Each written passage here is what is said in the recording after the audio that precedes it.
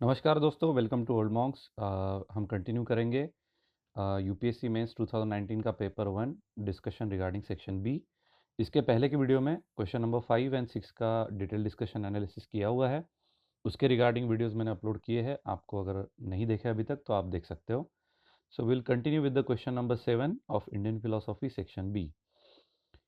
Question number 7 और ये 6, 8 आने वाले या जो भी यूपीएससी का एक सेटअप होता है कि किस प्रकार वो क्वेश्चन का कॉम्बिनेशन रखते हैं, वो जानना बहुत ज़रूरी है दोस्तों। क्योंकि मुझे ऐसा लगता है कि कभी भी गेम शुरू करने के पहले उसके रूल्स को अच्छे से समझ लेना बेहतर होता है। और जब तक हम ये मिस्टेक करते हैं कि हमें रूल्स ही ढंग से नहीं पता ना, तो बहुत बड़ी मिस्टेक हो सकती है एंड देन जितने एफर्ट्स लेते हैं वो सारे के सारे वेस्ट जाते हैं। तो मेरा ये मानना है कि कभी भी हमने पैटर्न को समझ लेना बहुत ज़रूरी है, किस प्रकार से क्वेश्चन का कॉम्बिनेशन वो रखते हैं, और वो जान के ही पढ़ाई करो तो बेहतर रहेगा, मुझे ऐसा लगता है। ठीक है। So here we will see in brief, I will tell you कि कैसे पैटर्न सेट करते हैं वो लोग। जैसे कि क्वेश्चन नंबर 1 एंड 5 सबको पता है कंपलसरी होता है। बाकी जो बचे कॉम्बिनेशन है उसमें से मिनिमम सेक्शन ए या सेक्शन बी से एक उठाना पड़ेगा, और बचे हुए आपके कंफर्ट जोन के अनुसार बचे हुए सेक्शन से आप उठा सकते हो। तो यहाँ पे जब वो क्वेश्चन का कॉम्बिनेशन रखते हैं, ये क्वेश्चन नंबर 6, 7, 8 ले लो या क्वेश्चन नंबर 2, 3, 4 ले लो, इसमें 3 सेट होते हैं। ठीक है, क्वेश्चन नंबर कोई भी ले लो, जैसे एक 20 मार्कर होता है और 2 15 मार्कर्स होते हैं। इनका ये सेटअप है यूपीएससी का कि इन 3 क्वेश्चन में से एक ऐसा क्वेश्चन होता है जो टफेस्ट हो। टफेस्ट का मतलब होता है आइदर उस कैंडिडेट को उसके बारे में कुछ भी नहीं पता, ज़ीरो रीडिंग है। दूसरा कि उसे पता है लेकिन वो कुछ लिख ही नहीं पाएगा क्योंकि उसको किस प्रकार से लिखना है ये पता ही नहीं है।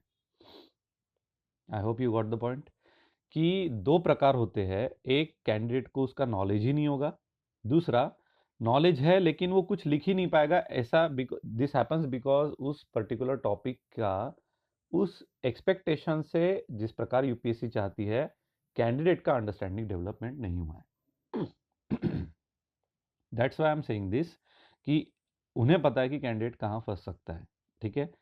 क्वेश्चन नंबर 6 में भी हमने एक ऐसा क्वेश्चन देखा था जहाँ पे अगर कैंडिडेट को उस विषय की जानकारी ही नहीं होगी तो वो कुछ भी नहीं लिख सकता। और ये जो क्वेश्चन नंबर 7 है, इसमें भी एक ऐसा क्वेश्चन है, भले ही उसको पता है, वो अवेयर है उसके बारे में, लेकिन वो लिख ही नहीं पाएगा। सो हम डिस्कस करेंगे कैसे। और बच्चे दो इतने सिंपल और इजी होते हैं। सिंपल और इजी कहने का मतलब ऐसा नहीं कि बिल्कुल कोई भी लिख सकता है। थोड़ा सा कैंडिडेट का रिवीजन अच्छा होना चाहिए उस टॉपिक पे। अगर वो सिंसियर है कैंडिडेट तो डेफिनेटली बचे दो सवाल उसको इजी जाएंगे। ठीक है, चलो देखते हैं। Question number 7A, how does Udayan prove the existence of God through, ये जो टर्म्स दिए हैं डिस्कस कि दिए गए टर्म्स को यूज करके आर्ग्यूमेंट्स देके proof for the existence of God Udayana ने कैसे दिए हैं, ये सवाल है। ये बहुत ही सरल सवाल था, बहुत ही सिंपल क्वेश्चन था। ये रिपीटेड है। The same question in certain different format was asked in 2018। Question number 6A अगर आप देखोगे 2018 का पेपर तो आपको दिखेगा हाउ न्याय prove the existence of God, ऐसा एक सवाल पूछा था। हालांकि इसको कंपैरेटिव एस्पेक्ट में पूछा गया था with regard to the yoga philosophy, but यहाँ पे उन्होंने उसका एक ही पार्ट पूछा है कंसिडरिंग द गिवन आर्गुमेंट। आपको 18 में भी यही आंसर लिखना था, 17 में भी सेम क्वेश्चन रिपीट किया है। देखो यूपीएससी इमीडिएट ईयर्स में भी अभी क्वेश्चन रिपीट कर रही है। ये जान लो आप लोग कि प्रिपरेशन में प्रीवियस ईयर क्वेश्चन पेपर का पढ़ाई करना कितना महत्वपूर्ण हो सकता है आपकी स्ट्रेटेजी बनाने के लिए। ठीक है। तो ये महत्वपूर्ण था कि उदयना पे क्वेश्चन डायरेक्टली पूछा गया था। जिसने भी सी डी शर्मा का पेज नंबर 209 रेफर किया होगा या पढ़ा होगा, या लास्ट ईयर जब मैंने ये वीडियो बनाई थी वहाँ पे भी मैंने सेम बताया था कि सी डी शर्मा के पेज 209 पे ये सब दिया हुआ है। अगर सिर्फ किसी ने रिवाइज भी कर लिया हो तो भी ये क्वेश्चन उसको आ सकता है। तो इट वॉज वेरी सिंपल। मैं आर्गूमेंट्स के बारे में डिस्कशन नहीं करूँगा because this is not needed here. वो आप 209 पेज नंबर को रेफर करके पढ़ सकते हैं। ठीक है। Next is question number 7B, how would yoga philosophy comprehend the chitta level of a scientist, a god realized devotee and a self realized yogi? Justify your answer, 15 marks. ये था वो टाइप का क्वेश्चन जिसकी level of difficulty highest है।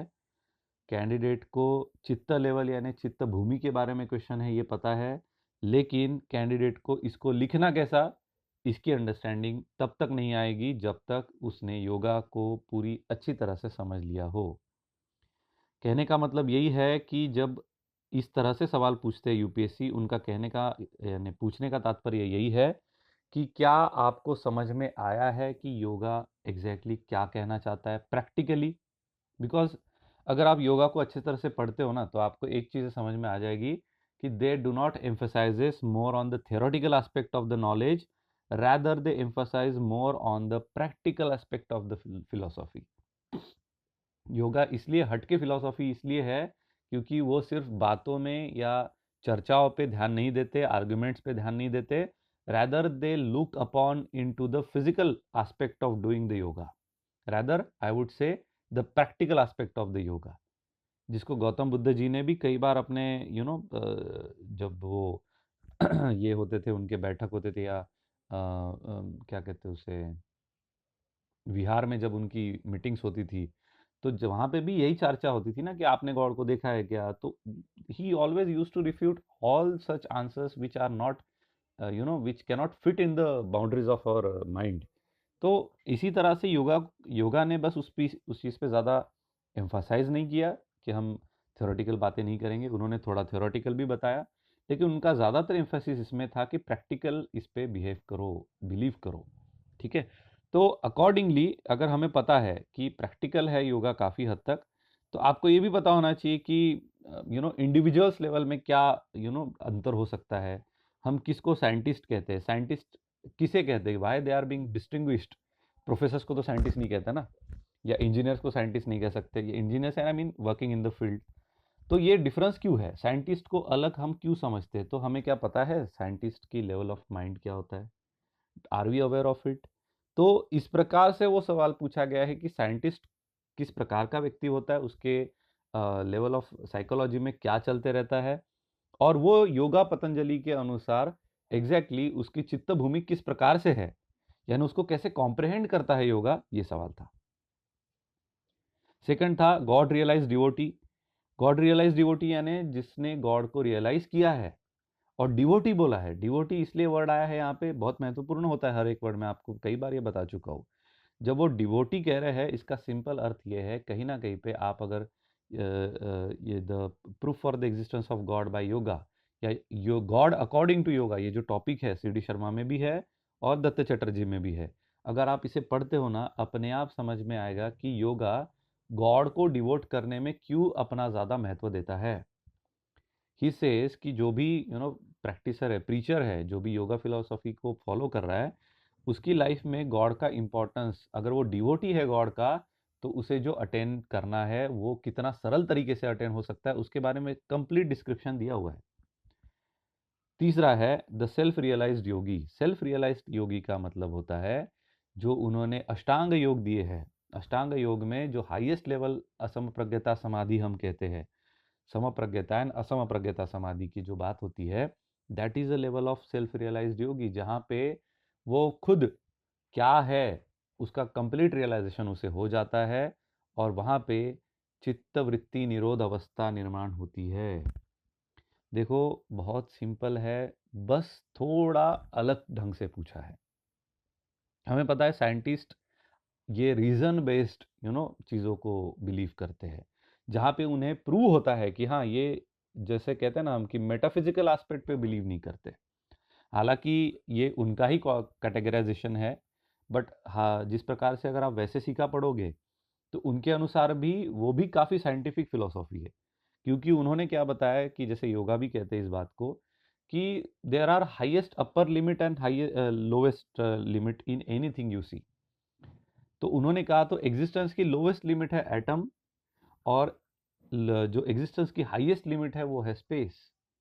तो बस उसमें सिर्फ डिफरेंस ये है कि उनका डायमेंशन अलग है, एक लोवेस्ट है एक हाईएस्ट है, बाकी वो दोनों का कॉम्बिनेशन सेम ही है, ऐसा उनका मानना है। बट जब जब यहाँ पे साइंटिस्ट की बात होती है, साइंटिस्ट ये मॉडर्न कंसेप्ट है, अभी का यानी पोस्ट इंडस्ट्रियल रिवॉल्यूशन का कंसेप्ट है।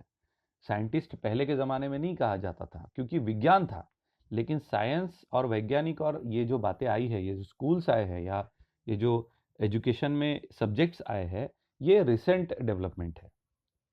तो उस प्रकार साइंटिस्ट किसे कहा जाता है आज की डेट में अगर हम देखें तो वो व्यक्ति जो एक्सपेरिमेंट्स पे बिलीव करता है, जो रीजंस पे बिलीव करता है। रीजन यानी टिपिकली वो अपने बुद्धि पे विश्वास करता है। आपको पता होगा योगा और सांख्या ने, जो सांख्या ने जिस प्रकार से इवोल्यूशन ऑफ प्रकृति एंड पुरुषा की बात की है, तो इवोल्यूट्स में उन्होंने जैसा बताया है कि महत, अहंकार और बुद्धि, चित्त, ये जो कैटेगराइजेशन दिया है, इसके बेस पे आपको बात करना है।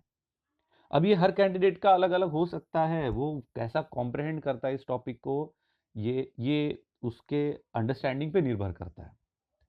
एक बात क्लियरली बोल दूंगा कि ऐसे सवालों के जवाब वो कैंडिडेट बिल्कुल नहीं दे पाएगा जो किताबों में आंसर ढूंढता है ना, जो सोचता है कि हाँ ये पेज नंबर पे फिर से जैसे मैंने पहले बताया तो वैसे कुछ एक पेज नंबर बता दूंगा और उससे आप पढ़ पाओगे और रेफर कर पाओगे। ये ऐसा नहीं है, ये अप्लाइड सेंस में पूछा गया है, क्योंकि हमें पता होना चाहिए कि हम नॉर्मल ह्यूमन बीइंग को और साइंटिस्ट को डिफरेंशिएट अगर कर सकते हैं तो योगा में वो कहाँ फिट होता है एग्जैक्टली साइंटिस्ट, ये सवाल है। ओके, तो अगर आपको वो समझ में आता है कि जो रीज़न बेस्ड या जो ज़्यादातर सात्विक ऊर्जा ही रहती है ना उनमें, कि वो तो कभी अपनी एनर्जीज किसी और गंदी चीज़ों में या विषय वासना की चीज़ों में कभी नहीं जाने देते, वो कंट्रोल्ड करके रखते हैं अपनी इसीलिए उनका लेवल ऑफ कॉन्सेंट्रेशन जो होता है बहुत हाईएस्ट होता है, बट हमारे लेवल से हाईएस्ट है। बट योगिक प्रकार से आप अगर देखते हो तो कहीं ना कहीं पे गॉड रियलाइज डिवोटी और सेल्फ रियलाइज डिवोटी से कहीं ना कहीं पे थोड़े कम ही होते हैं। ऐसा इसलिए कह रहा हूं क्योंकि scientist is doing the research for the sake of something, not in the search of his own or her own. But when we talk about the god realized devotee or self realized devotee, we all know अष्टांग योग के highest चरण में पहुंचे हुए लोग होते हैं वो। तो बस वही लिखना है आपको। अब ये किस प्रकार से आप प्रेजेंट करते हो ये आपके राइटिंग स्किल है, इसीलिए ऐसे सवालों में ही एज होता है दोस्तों। ये सवालों को कभी भी रेजिस्ट नहीं करना। आप अगर ट्राई करते हो ना, आप अगर अच्छे से उसको प्रेजेंट करने की पूरी दिल से कोशिश करते हो, आपका अंडरस्टैंडिंग उस टॉपिक का अच्छा है, मैं आपको गारंटी से बताता हूँ कि यूपीएससी आपको मार्क्स देगी। They do not expect you to be a PhD in that subject, but they all know कि आप प्रिपरेशन कर रहे हो तो एटलीस्ट इस लेवल का प्रिपरेशन आपका हो, ये उनका मानना है। और ये मैं भी एक्सेप्ट करता हूँ कि कम से कम यहाँ तक तो कैंडिडेट की अंडरस्टैंडिंग होनी चाहिए कि वो कॉम्प्रहेंड करते हैं उसे, कि एग्जैक्टली इन इन विषयों के बारे में या इन लोगों के बारे में हम बता पाए कि योगा के किस मैटर में, किस पर्टिकुलर लेवल पे ये फिट होते हैं ये लोग। तो ये था एक very difficult question from the common perspective, but from my own perspective I would say कि it was quite applied based question, not easy not difficult. अगर कैंडिडेट का योगा फिलोसॉफी का अंडरस्टैंडिंग अच्छा है ना, तो वो थोड़ा सा समय देके भी इस क्वेश्चन का आंसर बेहतरीन तरीके से लिख सकता है। थोड़ा बहुत इधर उधर सबका होने वाला है, मैं ऐसे नहीं कह रहा हूँ कि कोई बेस्ट परफेक्ट आंसर की बात मैं नहीं कर रहा हूँ, और ना ही यूपीएससी एक्सपेक्ट करती है। ऐसे क्वेश्चन से यूपीएससी क्या देखती है ज़्यादातर, तो कैंडिडेट की अंडरस्टैंडिंग देखने की कोशिश करती है। Okay, so again I am saying the same thing, applied बातों पे भी कभी कभी ध्यान विचार करते रहिए, बहुत हेल्पफुल होगा। अभी हमारी एक बड़ी मिस्टेक ये होती है कि कोई सवाल आके गया है ना, उसके ऊपर ही हम ज़्यादा ध्यान देते हैं, और आने वाले समय में अगर थोड़ा सा आउट ऑफ बॉक्स पढ़ने जाए या रेफर करने जाए क्लास नोट्स या रेफरेंस बुक्स में, तो हम खुद को ही सवाल करते हैं कि am I crossing my limits, या मैं कुछ टाइम तो वेस्ट नहीं कर रहा कुछ फालतू का रीड करके। देखो ऐसा नहीं होता है। एटलीस्ट उस रेफरेंस बुक में जितना दिया है उतना तो आप करो। नो बडी सेइंग कि आप 10 रेफरेंस बुक पढ़ो, लेकिन जितने स्टैंडर्ड माने जाते हैं हमारे फिलोसॉफी में, कम से कम उतने तो आपने अच्छे से रीड करना चाहिए। उसमें भी आप अगर सिलेक्टिव रीडिंग करने जाते हो तो there you are committing a mistake. एक बुक अच्छी तरह से रीड करने में मुझे बिल्कुल बड़ी रिस्क नहीं लगती, और मुझे ऐसा बिल्कुल नहीं लगता कि इस एग्ज़ाम के लिए वो वेस्ट ऑफ टाइम है। कहीं ना कहीं पे इतनी बड़ी एग्ज़ाम को आप अगर प्रिपेयर करके देना चाहते हो ना, तो be ready for that extension as well. Okay, so इसलिए मैंने इसको डिटेल में कुछ नहीं लिखा, इस क्वेश्चन नंबर बी को मुझे डिस्कस करना था, और डिस्कशन के ही थ्रू आपको शायद समझ में आ गया होगा। नहीं होगा तो you can put a mail और कमेंट बॉक्स में लिख सकते हो कि सर नहीं समझ में आया, तो देखते हैं फिर क्या कर सकते। तो next is question number C, question number 7 का सी, व्हाट इज प्रत्युत्तर समुत्पाद, how do Buddhist apply this concept to prove the everything is momentary. बहुत सिंपल, अभी देखो क्वेश्चन नंबर 7 में ए और सी ऐसे दो सवाल है जो अगर आपने पढ़े होगे तो आराम से अटेम्प्ट कर सकते हो। यानी मैं कहूँगा question number C was very easy, question number A was medium difficult and question number B was quite difficult as per normal हमारा अंडरस्टैंडिंग से। लेकिन जिसका रेफरेंस बुक, एनालिसिस, अंडरस्टैंडिंग, मन लगा के पढ़ना, ये सारी चीज़ें हैं, उसको ये तीनों क्वेश्चंस में डिफ़िकल्टी नहीं जाएगी, अच्छे से वो अटेम्प्ट कर सकता है। This is my understanding. Okay. और ये जो प्रत्युत्तर समुत्पाद वाला क्वेश्चन है मैं इसको डिस्कस नहीं करूँगा क्योंकि बहुत सिंपल है। जो भी सिंसियर कैंडिडेट फिलोसॉफी प्रिपरेशन कर रहा है उसको ये क्वेश्चन जमता ही जमता है।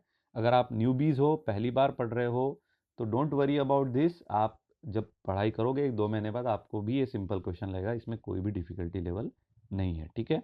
So this was all about question number 7 A, B and C. In the next video I will discuss question number 8. There we will be completing section B of paper 1, that is Indian philosophy. उसके बाद हम western philosophy के analysis करेंगे और उसके साथ हम उसका भी डिटेल डिस्कशन करेंगे। So thank you for watching guys and wish you all the best.